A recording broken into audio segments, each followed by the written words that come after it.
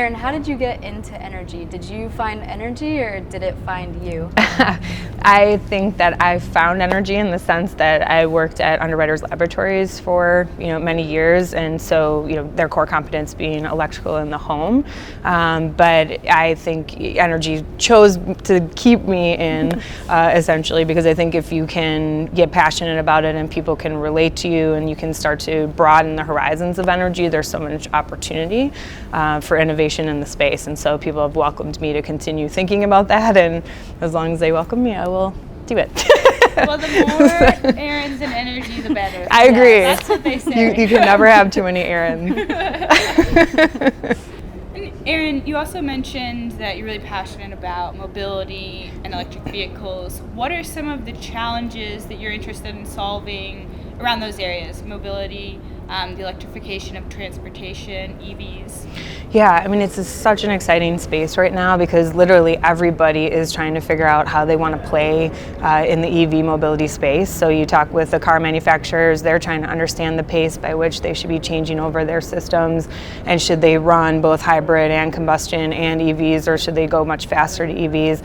Utilities are also trying to figure out where and how to play.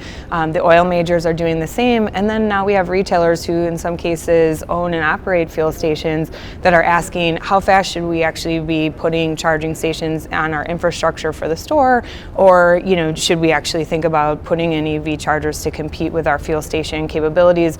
That leads into conversations about charging behavior. Is that going to change? Will the fuel station concept even be the same anymore as it was in the past? And so I think what's exciting for me is being able to bring to these sort of retail spaces that are used to thinking about customer, or auto manufacturers are used to thinking about customer, to flesh out their ability to think about the infrastructure side of things and bring that intelligence about how utilities want to play, the opportunities that exist for them, the business models they're willing to entertain in that space, which will make this whole progression happen much faster. So essentially combining the retail knowledge with the infrastructure knowledge to get a 360 on what the fuel center could actually look like. So Erin, microgrids are more widely known to be in very remote areas, but have you seen any movement towards more mainstream adoption? Yeah, I still think, obviously the concept of a microgrid is still so much more familiar to, utility grade audiences and, folks that are used to running major, electrical systems.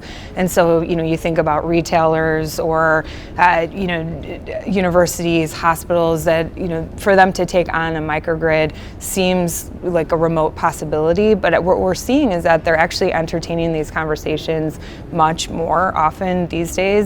And they're willing to think about, either for purposes of resilience or maybe even economic benefit to being off-grid and to, just getting a cheaper supply of more renewable energies, et cetera. They're willing to entertain the conversations, and where their interest lies is how can they make it more economically viable for them. And so, it's been really fascinating to work with a range of energy providers and also sort of the equipment manufacturers, et cetera, to think about the ways to compress the time to action and get them to see that depending on what their use case is, there's a variety of configurations that they could entertain. There's a variety of resources and energy resources that they could actually think about using, and depending on how you want to make this economic case, it actually can be a lot more realistic for a lot of different firms. I think that's what's pretty exciting, is that people are willing to entertain that, believe that, run the analysis, whereas in the past it would have seemed out of reach.